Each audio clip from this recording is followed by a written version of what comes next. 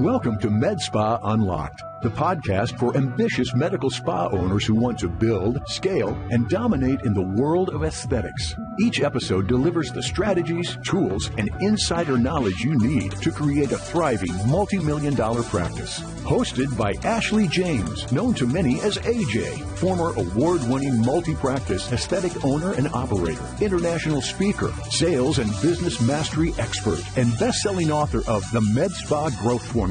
AJ is also the founder and CEO of DermAesthetic Consulting Group and the visionary behind Medspa Business Builder, a cutting-edge performance and sales system that accelerates growth and drives real results for medical aesthetic practices. Today, she's one of the most highly sought-after aesthetic practice consultants in the nation, widely regarded as one of the industry's top authorities, and she knows exactly what it takes to rise above the noise, outpace the competition, and build a truly profitable, sustainable business. Join AJ and industry leaders as they unlock the secrets to success in aesthetics right here on Medspa Unlocked. Now, let's get started.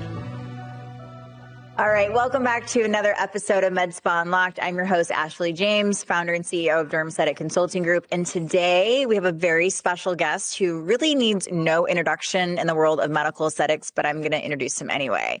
Joining us today is Cameron Hemphill, founder and previous CEO of Growth99, one of the most industry-leading growth and technology companies serving medical aesthetics and aesthetic practices around the country.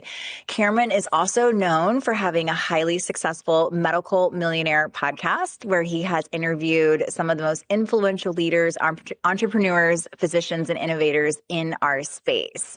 What I appreciate most about you, Cameron, is that he's not simply just talk theory. He's had front row seat in growth of this industry and has worked alongside of thousands of practices. I've personally known you for about 7 years, and throughout our time, we've collaborated on a couple different clients, shared ideas, and discussed industry trends. So I'm really, really excited to have you on the show today. So with that being said, Cameron, welcome. Hey Jay, it's an honor. It's been way too long. I know that we've recently had the time to reconnect. We've done a lot together in the industry, and we work with clients together. We have connected at conferences. We've networked and also have a lot of mutual relationships. So thank you so much for having me on. Yes. I'm so excited to have you here. I'm really excited about this episode because you know more than anybody, what is happening in this space. Technology is a big talk right now, talking about AI. There's a lot of private equity coming in and kind of consolidating the market. So I thought just having you on today to really just kind of talk about some of that to our listeners would be a really great thing for them to hear. So with that being said, what have you been doing? I know that you no longer are kind of running Growth99. So why don't you tell everyone kind of what you're doing right now? Yeah, sure. I mean, I started Growth99 in the late teens. It was right around 2016. And we had a mission and a vision to help all practice owners ultimately receive more bookings. That was our North Star metric. This is a cash pay business. How do we help practice owners receive more of that demand on their books, which ultimately leads to revenue? And we enjoyed that. I thoroughly enjoyed it. I got to meet so many great people, built that company up to, a couple thousand providers. And it became so attractive that investment groups were looking at it. And I made the decision to exit the company, sell it to a strategic investor group, brought in new management, brought in new processes, put some cash in the balance sheet, stayed at Growth99 for a year. I wanted to have a very seamless, smooth transition, really because the knowledge transfer is so important. The last thing I wanted to have happen was the customers to feel any sort of impact. And so I felt like that was my duty to stay on. I still am an active shareholder in the company today. But I did leave the company, day-to-day operations. It's been about, 14 months. And they're doing really well. In fact, I just read an article that they just released a product called Gia. So they're doing a lot of things in AI. I think it's a voice agent, two-way text. I literally just got the email before this call. And I think AmSpa did a press release on it. And so it's interesting, AJ, to go from being so hands-on within that company, to stepping away and giving that your baby to somebody else. But then it's also really neat to see it thrive and to read articles about it as you've moved on. And so, what I've been doing since that is really becoming more of an operator type of approach within practices. And I'm having a lot of fun doing it. And, private equity is coming in a major way. There's all sorts of cool players coming in that are doing interesting things. I think Aviva is doing some interesting things in PE, and they're going to kind of flip the thing on its head. And we're having some conversations with them, but I am consulting some practices, getting them well positioned to have an exit opportunity and see practice owners create generational wealth. I love seeing that. The other thing that I'm seeing that's really interesting is the AI movement. It's moving so fast, and there's all sorts of cool tech that's entered the market. There's one cool platform that I've seen that I've got my hands on pretty heavily lately. I think it's called a Loom. I call it Lumi. The guy's name is Ben. I don't know if you've had the opportunity to meet Ben Holber, but he's got a really cool intelligence dashboard that kind of sucks out the API data from multiple EMR systems, and I can see health of practices, and it's helpful for the practices that I work with. And then I took a position at TRC, Terry Ross Consulting, as you know, and helping them with operations. And we have some really cool initiatives to where we're going to take her environment to more of a platform-based environment and help them scale. I think I can go on and on. The peptide world is amazing right now, the GLP-1s. I work with a company on consolidating everything under one rooftop for multi-pharmacy connectivity points and connecting GLPs and peptides to providers, really only working with 503As and connecting those with e-scripts with inside of EMRs. I have to learn how to say no right now, because there's so much opportunity that has come my way. Yeah. And because of, I guess, what I've done in the industry and the friends and connections that I've made, and there's some, validity to what I've accomplished. But look, I have the opportunity now to I have a really good understanding of what tech is coming in, what it's doing, what private equity is coming in and doing, and the practices that really, here's what I see, right? Providers are busy, and that's a great thing. But they are spending all their time with their patients. But that's what you want. Most of them don't have an operator. They don't have a consultant, or they may have a manager or front desk, but they really struggle with what does success really look like, and am I using the right tools? And if there is AI, what AI? And I hear about private equity. What does that even mean? They don't have the time to think about it when they're seeing 15 to 20 patients a day. Right. Like, let's say they also have kids. They want to have a life. They're married. So if I was a provider today, you don't want me ever being a provider, nor would I ever consult on being a provider. But if I was a provider and I wanted to scale my practice, I would inject an operator into my practice, somebody that knows the industry, knows connectivity points of tech, knows what's happening in AI and PE. Because here's my thoughts is you may not want to sell your practice today, but that could change in 5 years. And if you don't focus on connecting your software, your KPIs, your benchmarks, injecting an operator consultant, and you want to sell in 5 years, you may not be ready. But if you have that buildup for 5 years, you could easily go sell it when the time is right. And I'm a big believer that if these providers want to trade time for dollars, which is what they're doing, then they should have the ability to sell their practice at as much enterprise value as possible. So that was lengthy, but that's what I've been up to and having a lot of fun doing it. I love that. No, everything that you said resonated with me. When I was a practice owner too, I had a really, really hard time letting the reins go a little bit and selling. I sold 4 different practices throughout my career, and becoming a consultant, I'm kind of doing this. I'm doing a bunch of different things. We've got our hands in a lot of different things as well. But I've seen a major shift in the last several years. And I think, more so with AI coming into the space. Before, you had a lot of competition. It's how you make yourself unique. It's your brand identity. It's how you're building those relationships. But you're spot on when it comes to, if you really, really want to scale in this industry, you have to figure out how to go from provider to CEO.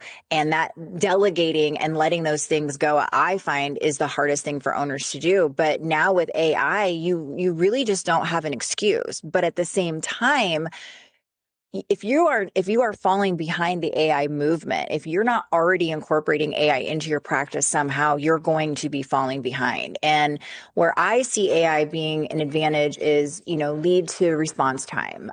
Even helping with, documentation or just the workflows in the office. One of the biggest things, and I'm sure you agree with me, when you have a practice that's, maybe plateaued at 3.5 million or 5 million and they just can't seem to scale, it's because of their operations. It's the business of aesthetics, right? It's they're busy, but they're not profitable, and it's because they've become stagnant. And so I see AI being leveraged in a way to help the business side of things flow a little bit better, be a little bit more organized, and to almost be an assistant to the providers. Where I see the mistakes in AI is when you let AI kind of take over everything. So, one of the things that I'm still not sold on, I use it as well, but the AI phone calls, I know it's getting better. But I know from personal experience, if I'm trying to talk to my doctor, I'm trying to call a clinic and an AI is completely handling that conversation, sometimes I don't like the lag. Sometimes I don't like the response that I'm getting. Are you finding systems out there that you feel are good as far as like answering phones that you can fully trust in these practices? And if you do, like what are they? Yeah, it's a great question. And to your point, I would agree. We need to be careful that we don't become AI dependent in the way that we communicate and facilitate expertise to our patients, especially on the phone. And especially if you're paying $100 for that lead, right? And you're hoping the AI will pick it up and it will have the perfect conversation and it will book the appointment and it all sounds smooth. I love the idea of that. Mm-hmm. I don't think we're there yet. I've played with many AI voice agents and tools and many different type of learning language models. But I will say I am working with a practice that I've been working with for a while, and we've built a wonderful relationship. In fact, there's so much trust there that there's some interesting things coming out of what we'll be doing together in the future. But she's given me the ability to pressure test the practice, which has been fun. Like we've done migrations to website. In fact, we migrated her site to Growth99 and they handle the ads. And we did a migration from their historical EMR to a new EMR. So I'm getting better reporting now. But one of the things was we also use Podium for the for phones, right? So it's still fragmented, but at the same time, we realized, and we were getting some data out of the CRM from the phone call mechanism to say, oh my gosh, we're getting a lot of phone calls when we're closed. Yeah. Like a lot of these leads and phone calls were coming in when we're closed. And so sure, they could come into an environment and there could be an AI like two-way texting, and sometimes that's efficient for speed to lead. We did flip on a voice agent for after hours. We're actively testing it. In fact, I'm logged in right now. We have received 74 calls in the past month. We launched this thing, in the past month. It's almost been 30 days. After hours, and it has handled a couple bookings. It has handled 17 reschedules, some lead handoffs, and then some people that have actually hung up. So, and you can go in and you can give it feedback. You have to feed it feedback. And we've played with different tools, and we've even put like some background noise into it. And then we've changed how we introduce ourselves. Hey, we are the after hours virtual assistant. We can book an appointment. We can reschedule an appointment. We can do these things, or you can leave a message. We almost like say, this is not a real person up front. So we've played with like stuff, and it's It's interesting to go through because I can listen to the calls, and I've taken the time to do it. I guess for whatever reason, I like listening to phone calls. I don't know, but you have to put in the hard work, right? And You do. I've listened to some of the conversations, and some have gone well, and some have not. I would say that most of them have not gone well, right? Like it has handled some of the objectives of tasks, I guess, but I can tell even after hours, they want to talk to a person. And I think at some point, here's my thesis on this. I truly think at some point, we will actually want to communicate with AI agents over humans. I truly think that will happen because they show up, they're going to get smarter, they get the job done, they get the objective done, they get what we need done, and we're going to move fast and faster and faster and faster. It's almost like, remember when, I don't want to date my age, but you remember when texting came out and we were like, why would we text when I could just call? You're the same age as me, right? Like, so I remember. I'm like, this is so dumb, this whole texting thing. And now it's like, if someone calls me and don't text first, I'm like, I feel like that's kind of rude. Like, text me, don't call me. Exactly. Who leaves messages anymore? You just Who leaves messages? Yeah. Right. Like, I don't even listen to my voicemail. I don't even know if I don't check it, but I think that may be the future. I don't know when that'll take place. I know that these voice agents are getting smarter every single day. So I think like now's the time to be looking at it, testing, playing. I do think at some point it may take over, but I think it's going to take some time in our industry specifically because, look, our science moves fast. So it's almost like you can't just train the agent once. Like if you're going to go book a flight on Delta Airlines, it's that business is already, there's nothing really new to train the agent. Right. Well, and that's that's where the bottleneck is, because the owners that are the providers that are trying to go from provider to CEO, they have to find the time to be able to do this. So to your point, bringing somebody in that can implement this, that can train it, that can spend the time, I think is very, very valuable. But going back to why I think this is going to take longer for this industry is because what I always say, people purchase with people. This industry, what sets you apart isn't the fact that you have Botox, isn't the fact that you have this lasers. Everybody has the same things, right?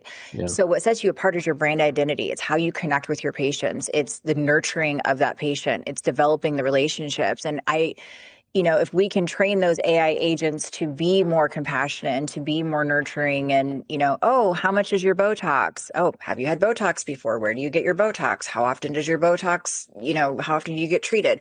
These relationship building conversations is how you get those clients. And so, that's where my setback is it seems like a solution, but at the same point in time, to your point, and it's very interesting to hear that you're kind of pressure testing this right now, and you're showing that it may be a little effective. You've gained a couple bookings there, but at the end of the day, it's not.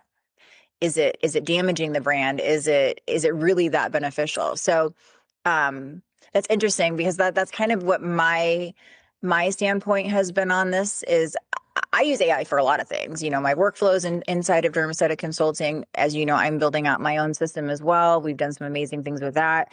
That hopefully will be launching here very soon. We're in beta testing right now, but I do get nervous that these owners, they need to do it, but then finding the time to do it, but then how much of it are they going to be involved?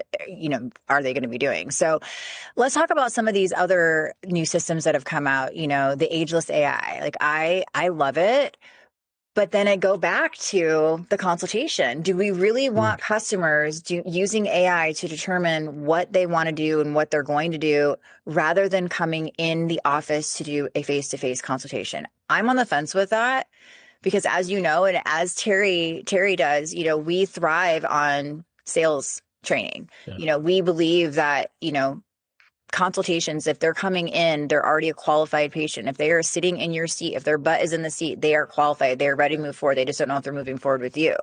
And those treatment plans can be easily converted to $5,000, $10,000, $15,000, $20,000 treatment plans when you're developing that relationship. So, even though it's really great to see the before and afters, the patients can say, oh, if I get this and I get that, then I can see what I can look like. But I don't know. What is your opinion on that? I mean, I love the system. Don't get me wrong. Like we're implementing in some of the clinics that we're working with too, but I still believe that patients should be coming in to do an in-person consultation. What is your thought on that? Yeah, I think that I think it's a wonderful feature and a great tool to potentially speed up the sales cycle or the consultation cycle, or maybe put a more of a confidence approach within the patient. I don't look at it as the pathway to a successful treatment. I look at it as the like almost like the top of funnel. This is the potential. Yes. And that's how I would look at it, because I think, like, look, if you're going to have somebody come in and do a face-to-face consultation, you're working with a licensed medical professional that in most of his experience has produced extraordinary results and has changed people's lives. And when they analyze who you are as a human and your face, and you're face to face and they're looking at you and there's a mirror, or however they're doing it, you're on screen, and they can kind of go through each section of your face and build out a robust treatment plan. And there's that personality exchange. There's that human connectivity point exchange. There's objective handlings exchange. There's financing capability exchange. I would argue that you're going to see a much higher average ticket sold and a more successful treatment plan and outcome experience for both of you, and you'll build that relationship. So I think, like, top of funnel, it's wonderful. I think, like, it's almost like, hey, here's an idea of what could happen to you if you did the real consultation. And so that's the way I would look at it. I've seen some tools that are like it in the market as well, that kind of have the same approach. I just don't think it's the closing tool. I think it's a great tool to differentiate yourself from, like, hey, this is a cool feature. Here's how we do it. I would like to go through the experience and be like, oh my gosh, wow, all these cool things I could have. In fact, I owned a company called Smile Virtual. Actually, Growth99 acquired it. I when I was the founder, and I still am the founder, I guess, but when I was the owner and ran it, the CEO, I had a really good friend of mine, a dentist out of cosmetic dentist, very, very well-known dentist out of Arizona, and he built a product called Smile Virtual. And Smile Virtual had several dentists on it, and it was almost like the experience of, here's what your post-treatment will look like after you come in. And we use it as a top-of-funnel approach. The leads would come in, it'd go to a CRM, you'd send them the before and afters, and then a video on it on, like, hey, here's what we would do, is almost like a sales video. And then they would come in, and they'd almost come in more ready to go. So it almost like it launches the process. I think it helps. I think it helps launch the process, but it doesn't close the sale. It does help with the console. That's the way I'd frame it.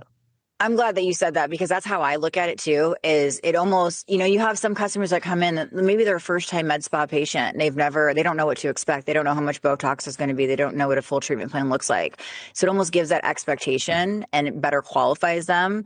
But I think you're right. I think when you use these systems as a pre-qualifier or kind of an introductory top of the funnel, I think it can actually probably enhance the overall treatment plan conversion in office. But I do stray my clients away who are trying or wanting to use it as kind of an all-inclusive, we don't have to do consultations, and often, like, you're making the wrong decision. You still need that human connection. You still need that relationship to be built. So it's just interesting. I feel like AI, obviously, we've talked about this before, AI is moving so fast. And I know as a consultant, I feel like there's something new launching every single day. And it's like, okay, even being able to filter through all of those systems to be able to provide the right feedback and recommendations to my clients, I find challenging at times as well. So that's why I like going to AmSpa. It's like I go to all these different conventions to kind of see what is out there, and then trying to be innovative myself to provide those solutions that I see customers having.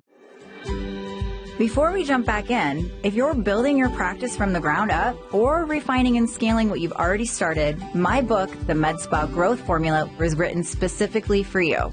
It's a clear, data-driven blueprint for planning, launching, and scaling a profitable, sustainable medical aesthetic practice. Inside, I distill more than 20 years of experience building and scaling successful practices into an actionable roadmap that covers how to avoid costly startup mistakes, how to create predictable revenue, and how to navigate operational challenges, all while outlining the 10 most critical elements of a practice you should master to build a business that lasts. The Medspa Growth Formula is now available on Amazon in print and Kindle formats, as well as through other major ebook retailers. I've included the link in the show notes so you can access it in the format that works best for you.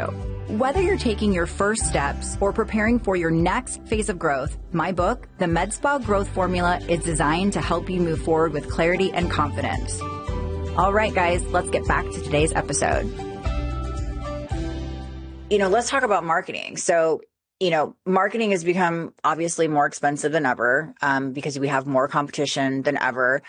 Where are you seeing practices today are wasting their money when it comes to marketing? I know it's kind of a loaded question, but what do you think where do you think money is being spent right now that really just is not as effective as it used to be? Yeah, that's a good question. I mean, look, marketing is in this space in particular, this specialty, it's like you have to have a robust marketing engine. You just have to. You have to be present on all platforms. I think it's actually the most demanding department of all. I truly do. You have to have the website. You have to have the multiple socials, right? Like, I mean, what are there, 4 or 5? Let's just call it YouTube, Instagram, Facebook, TikTok, all the things, Google Business Profile. You have to have reviews. Waze maps, I had someone in the practice I'm working with. They're like, hey, is our Waze maps updated? I'm like, dang, I didn't even think about Waze, So, I think that, it's still like the most important part of the mechanism, obviously generating new bookings. But here's where people, go wrong is they try to throw dollars at Google ads or Facebook ads. And they hope it sticks, right? And they don't have a strategy. They don't think about the content. They don't think about the copy. They don't have the right cookies and the right UTM parameters in place in order to track success. And that's where they're still missing the boat in a major way. And the reason why it's so challenging is because you have the marketing company their job is to generate a booking or a lead. And you convert the booking, the front desk engine does. I like to call everything engines, by the way. That's like my whole new thing right now. I don't know why it's happening, but everything seems to be an engine. So I do that from time to time. But you have the marketing engine. Their job is to spin up a lead. The front desk engine is supposed to book it. And maybe at some point, the marketing agency or whoever will have the ability to book that appointment. Those agencies aren't necessarily plugged into the booking system, right? And there's so many EMR options out there and booking options out there. So what does a marketing agency have to do? Do they go integrate and API every single EMR and every single booking system? So even if a marketing company launches like the latest and greatest voice agent or whatever, or two-way text or whatever, how can it generate that booking for them, right? And the reason why I bring that up is because you have to track the attribution all the way through from lead came in from Facebook. How much did that lead cost? And what is our customer acquisition cost or patient acquisition cost? And what is our ROAS, our return on ad spend? And I'm getting like super deep right now, but that is the reality of the situation. And I'll give you some live data. Again, the practice that I'm involved in, we had in May 70 net new leads that came in that we paid for. Ad spend, our CPLs, our blended CPL across Meta and Google was $81.06. We booked 25 of those. And revenue is right around 16K. And so we had a 2.87x ROAS, 187% return on our spend. I don't know too many practices that have that information. Okay. Yeah. I have that information because I use AI. I know how to go into the Google Ad Manager account, the Facebook. I'm like, spend, bookings, and it's not easy to do because everything's fragmented, and I can pull it and I can display it in a dashboard. So then I can then go look at campaign performance and say, all right, which ones are producing the most, which ones aren't. And then I can put a benchmark on it and say, hey, you know what? Cool, I'll take a 2.8x return ROAS, but I actually want to be more like a 4x, For every dollar I put in, I want to get 4 back. And so I have a gap, like I'm reading my dashboard right now. I have a gap of $6,300 based upon my return, where my ROAS gap should be. But then if I go look at my LTV, my lifetime value, this is where it gets really cool. And this is where practice owners need to think longer, is when you see that first patient that comes in from the advertising you did, if you're like 70 to 75% rebook rate, Mm-hmm. the chances of them coming back a third time is north of 90%. Yeah. So what I have calculated as a lifetime value, and of those bookings, the LTV on those bookings is $324,000 over the next 4 years. I love those type of returns. And look, Mm-hmm. I'm just kind of going off of my own projections and what's happening in the market and looking at data in that specific practice. But I can now make mathematical decisions. I'm not making emotional decisions and saying, oh, I didn't really like the copy. I didn't really like that Instagram post. Right. And it's like, well, what is the data behind it? That's my thoughts on it, is I think that we're still desperately trying to get the attribution data and return on capital deployment. You and I could talk about that all day long. As you know, that's kind of the solution that I'm trying to provide right now too. As a consultant going into these spaces, that's the type of data that I look for and I have to manually do myself. And you're spot on, where there's no EMR system that does everything, no CRM system that does everything in these marketing companies. I also feel like all of a sudden, because this is the fastest booming industry, that everybody wants to be a marketing agency, and they don't understand really I don't think they really understand our customer, but at the same time, they don't know how to calculate or compute the data that you just outlined right there. And so I love that you're doing that for practices. It's stuff that we do too. But I do believe that having more data-driven decisions is really the difference that we have to our ability, or we have at our hands right now that we didn't have 5 years ago. We didn't have 10 years ago. I mean, I know when I was a practice owner, we didn't have any of this. I mean, shit, I still remember when Facebook was brand new. I still remember, oh gosh, I can't even remember what it was. MySpace. Was it called MySpace? Yeah. My first practice, I was investing $10,000 to advertise on 2A of the newspaper, and that was the number one way to do it. And it's like, it's been really fun to kind of watch this industry evolve, in marketing specifically. And, there's more competition now than ever. And with private equity coming in, it's just dumping money into these practices. It's really hard to be competitive.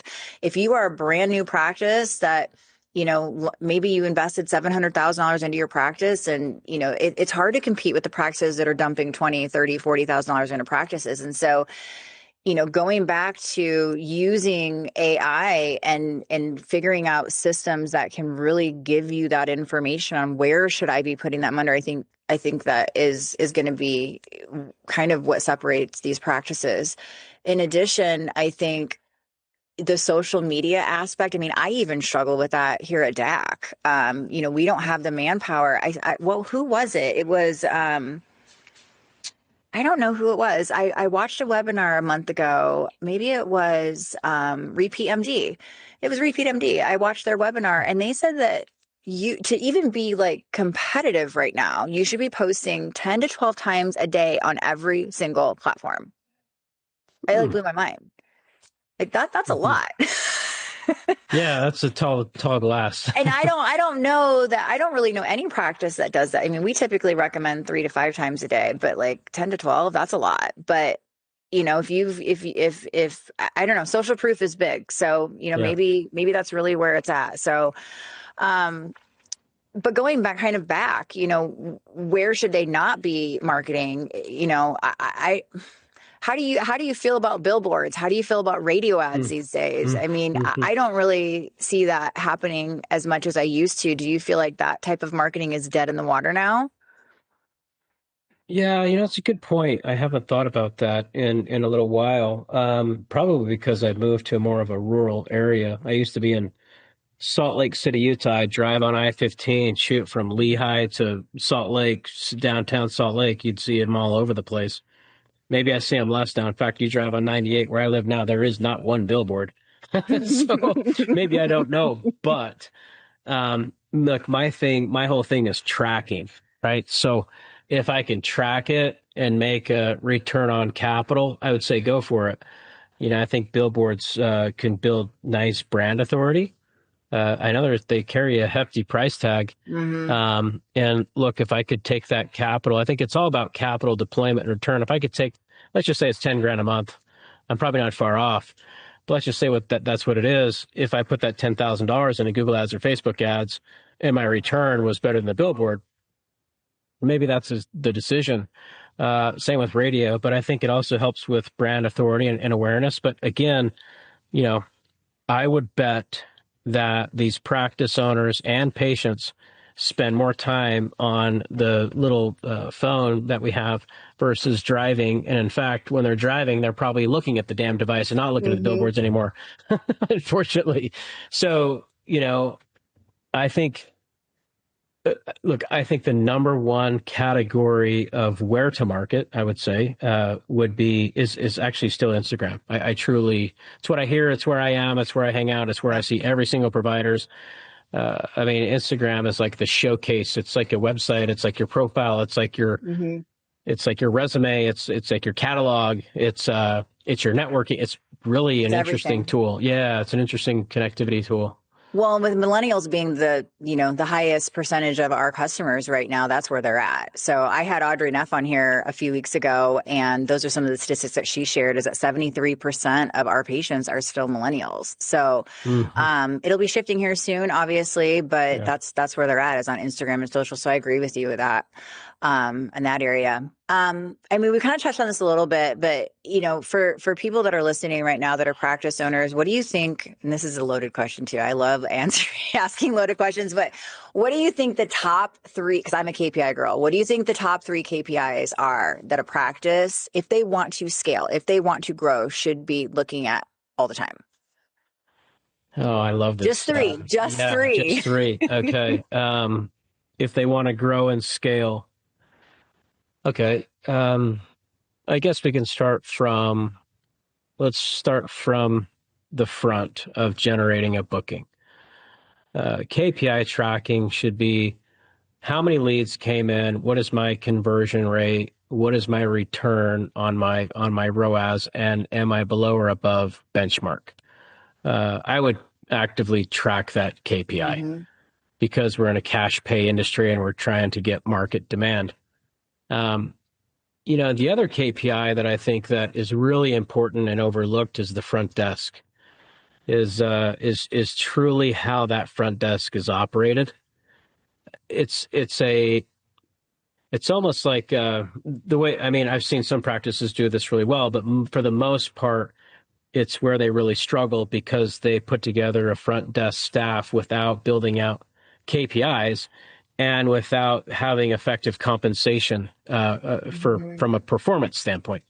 And you're spending the money on the marketing, and then the leads are going to the front desk, and maybe they're not trained, and maybe there's not KPIs, maybe there's not performance-based compensation. So what's the incentive to have them book? What's the incentive to have them rebook? What's the incentive to sell a membership or sell a retail product or get a review or social media, whatever? Like, that is a whole other, I would call it, category of KPI tracking. How's that? The front desk. Yeah. They're your first point of contact, really. Yeah.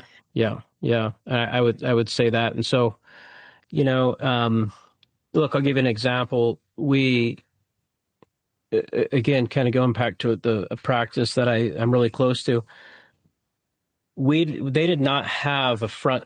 It's basically just hourly pay for the front desk. Okay. Tons of phone calls coming in, because the marketing got turned on. Things are just flowing. It's great. It's still a great brand. They have great brand authority. But I'm like, why are we not converting? Like, we're only converting like 7%. I'd rather convert like 20. What's going on? A little bit of training, some massaging of the performance-based compensation. And then also, even when during the checkout process, right? Why is our rebookings below 70%? What's going on there? Why are we not getting reviews? All these things are happening, but why is it not better? And that came down to also performance-based compensation too. And so I'm a big fan of reducing hourly pay and inflating commissions, and then having KPI trackers around that. And so, like, one of the things that we track is consultation conversions, patient reviews, speed to lead, membership sales. And when we did this, we used to sell 2 memberships a month, and now we blow it out of the water. I think we sell like 28 to 32 per month. That's great. Just by changing a couple of things and a little bit of training. It wasn't like, hey, you need to fire Sally, she's not performing. Well, you kind of set up Sally to fail, right? So that would be another one, I guess, with inside that framework. If I was to say a third, it's probably, oh my gosh, it's revenue per hour and utilization rates within the provider. I would say, like, I've looked at a lot of compensation structures. And again, you've been at this way longer than me. I've just like work with one practice, and we've got really intimate, and we're doing some cool things. But obviously TRC has a full book of what they're doing, and I'm helping them there. But, you know, it's the compensation from what I see on the providers seems to be incorrect for most of the time. If you probably see that. I see that all the time. And I see a lot of providers getting into the space because they believe they have like an inflated idea of what they should be making. And yeah, they make a lot of money in this space, but they have to be able to sell. They have to be able to follow up. They have to be able to build treatment plans. And so, you know, if you have an RN coming in that's expecting, you know, $160,000 salary, I'm completely against that. It's like, okay, you need to have a lower salary, and you need to have that additional opportunity and produce. You can't just come in and make $160,000 or $200,000 as an RN if you're not bringing in $1.2, $1.4 million on your own. And so I see that happening, and I also see a lot of corporate practice of medicine violations. I see a lot of like paying per service, a high commission. I've run into practices that are paying their Botox nurses, you know, 30-40% on injectables. I'm like, you're not going to make any money, you know? So it's just, and it's because they just don't know. They're not educated. But I think provider productivity is very, very important. I agree with that. And then revenue per hour, per provider, per room. When I'm doing like a performance plan or like a performa, my goal is always to do like $650 to $700 per room per hour per day. But getting there is how we're motivating the providers, and the upselling and the follow up. I think that's a KPI. I'm sorry to like answer your question for you, but I think, you know, we are so focused on lead generation, we often forget about the follow-up in the practice. Most of the opportunities for growth need and should and do come from directly in the practice with the patients that you already earned. And I think people forget about that. I think they forget that there is a true fortune in the follow-up.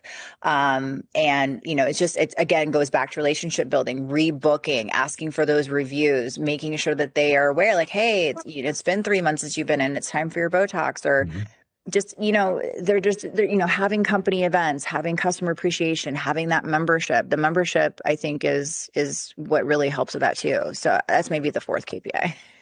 Yeah. No, you're right. I mean, like, I went through honestly 20 different models of what I thought was appropriate provider performance, based on commissions, based on utilizations, and I came up with some pretty interesting stuff that it's like tier based on volume, but then there's an RPH modifier and an RPH amplifier. So based on how much revenue you're bringing in per hour, but there's also a utilization modifier.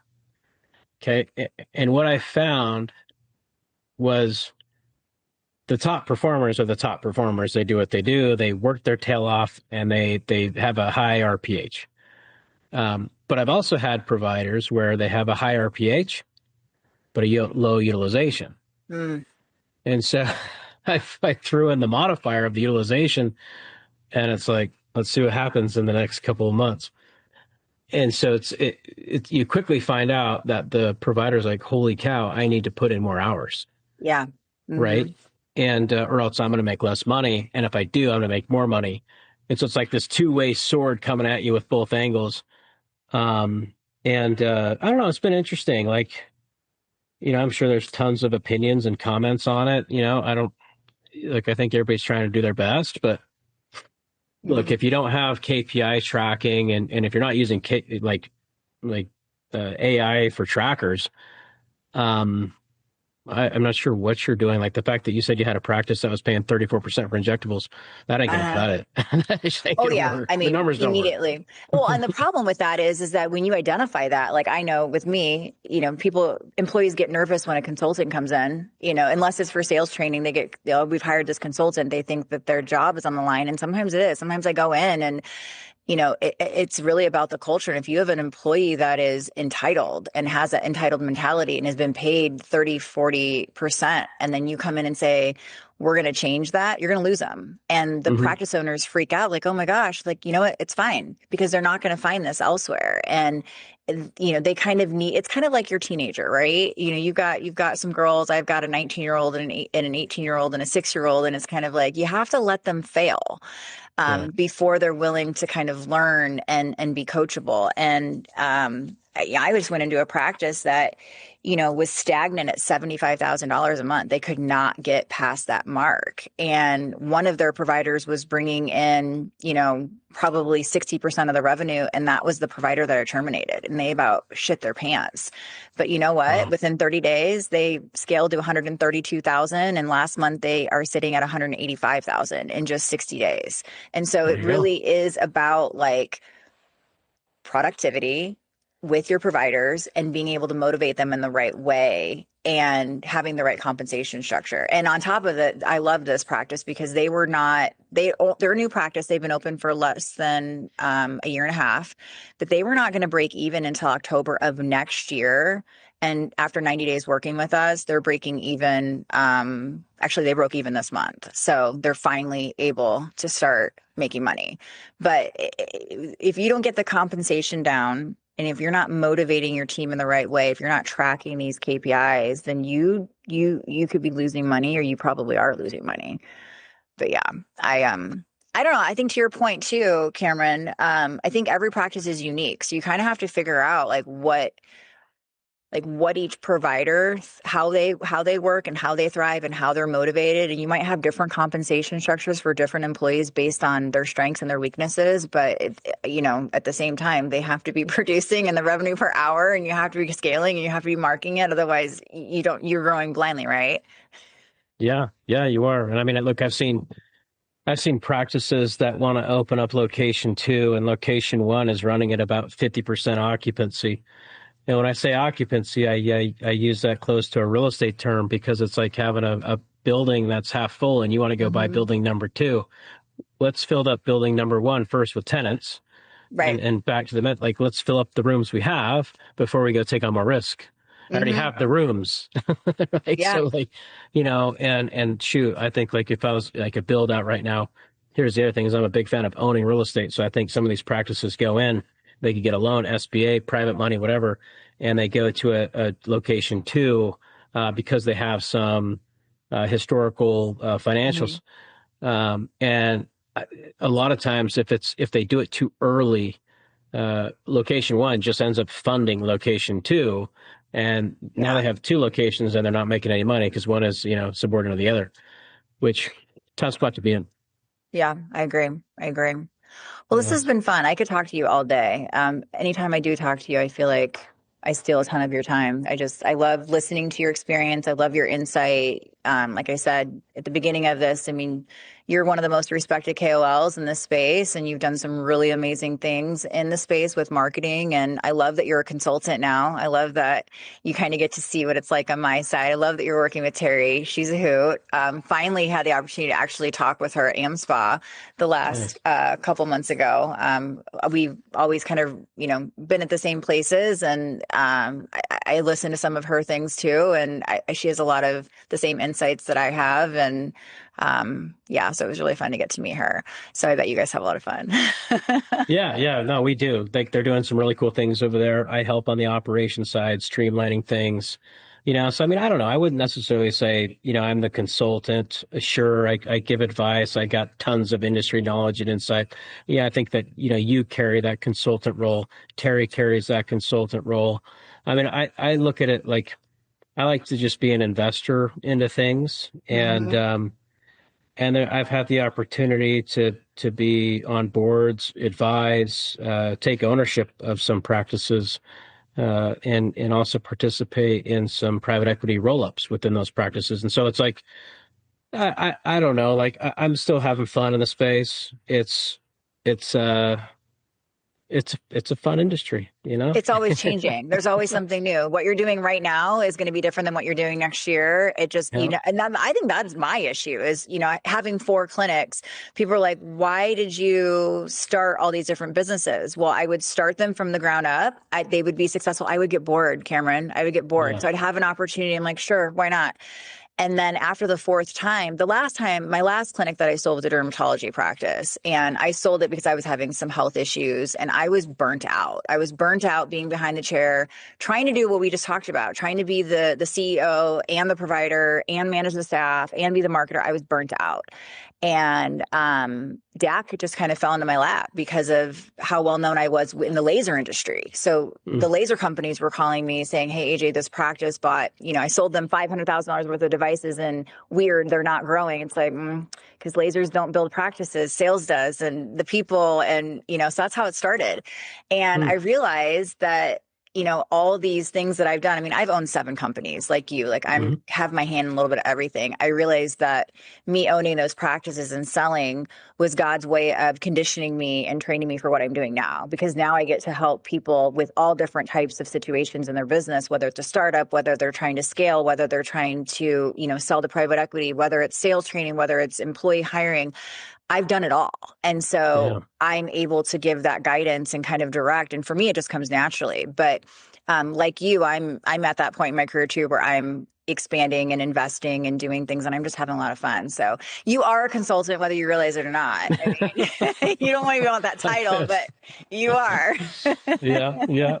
I was, no, I'm having fun with it. And, I've enjoyed being on. I enjoy the conversation. I love everything that you're doing. Obviously, helping anybody that we can help and give advice to and watch them thrive is a good day. So I love it. I love it. Well, if people want to get in touch with you personally, why don't you share some information with our listeners on how they can reach out to you? Yeah, sure. No worries. Just go to my Instagram. It's Cameron Hemphill. That's the best spot. Go follow me. I post all sorts of stuff there, personal, family, expertise, all of it. And then one of my links in there goes to my site. So that's the best spot. All right. Well, Cameron, it's been a pleasure. Thank you so much for joining us today. It's been fun, and hopefully I get to have you on here again soon. Absolutely. My pleasure. Thanks, AJ. Good to see you. Thanks, everyone. Have a great rest of your day, and we'll talk to you next time. Thank you. Bye-bye. Thank you for listening to Medspa Unlocked. True success in aesthetics is never accidental. It's the result of vision, precision, and disciplined execution. If today's episode resonated with you, we invite you to subscribe so you won't miss future conversations and to continue unlocking what's possible for your business, your brand, and your legacy. For more resources, education, and strategic support, visit us at DermAestheticConsulting.com or connect with us on social media at DermAesthetic Consulting. And if you're ready to take the next step in building your aesthetics practice the right way, we'd love to help. Until next time, lead with intention, operate with excellence, and never stop evolving.